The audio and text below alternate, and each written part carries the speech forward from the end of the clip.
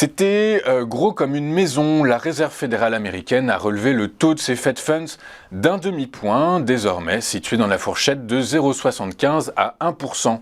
La décision a été prise à l'unanimité. Le bilan de la Banque centrale, qui dépasse les 9 000 milliards de dollars, sera réduit à partir de ce mois de juin.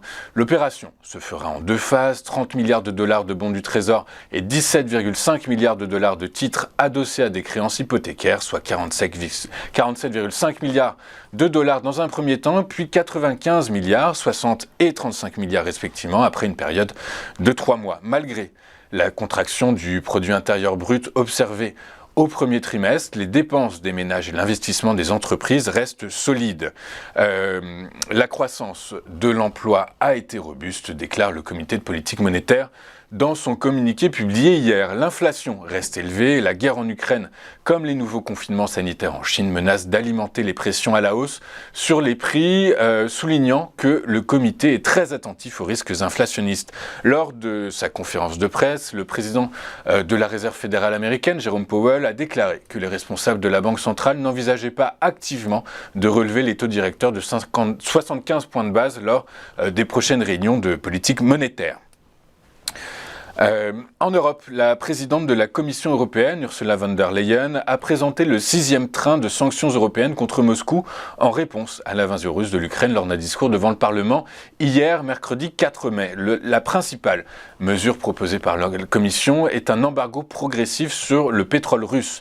Nous renoncerons progressivement aux livraisons russes de pétrole brut dans les 6 mois et à celles de produits raffinés d'ici à la fin de l'année, a précisé la présidente Ursula von der Leyen. Soyons clairs, ce ne sera pas facile, a-t-elle ajouté, en référence au risque de hausse des prix de l'énergie et à la difficulté de trouver de nouveaux fournisseurs. Une dérogation est proposée à des pays fortement dépendants, comme la Slovaquie ou la Hongrie, et ce, pour leur permettre de poursuivre leurs achats à la Russie jusqu'à fin 2023, ont précisé deux responsables européens.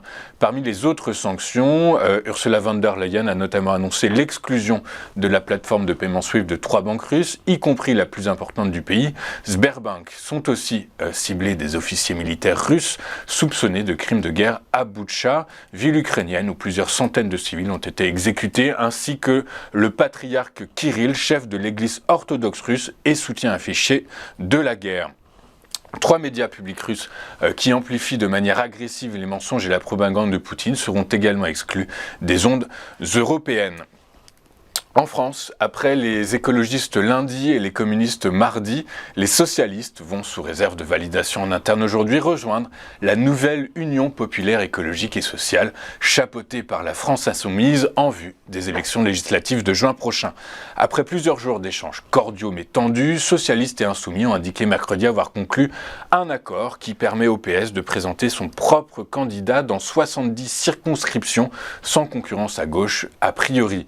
Comme les écologistes et les communistes avant eux, les socialistes ont accepté de reprendre la plupart des axes majeurs du programme défendu par Jean-Luc Mélenchon lors de l'élection présidentielle, à savoir un SMIC à 1 400 €, une retraite à 60 ans, le blocage des prix de certains produits de première nécessité, la 6e République et même l'abrogation de la loi El Khomri, pourtant mise en œuvre sous le quinquennat du dernier président socialiste François Hollande. Concernant la question européenne qui constituait le dernier point de blocage des négociations, les deux parties ont reconnu leurs divergences. La France insoumise, héritière du nom de gauche au traité constitutionnel européen en 2005 et le Parti socialiste attaché à la construction européenne et à ses acquis, dont il est un acteur clé, ont des histoires différentes avec la construction européenne. Mais nous partageons un objectif commun, mettre fin au cours libéral et productiviste de l'Union européenne et construire un nouveau projet au service de la bifurcation écologique et solidaire. Du fait de nos histoires, nous parlons de désobéir pour les uns, de déroger de manière transitoire pour les autres, indique le communiqué publié hier.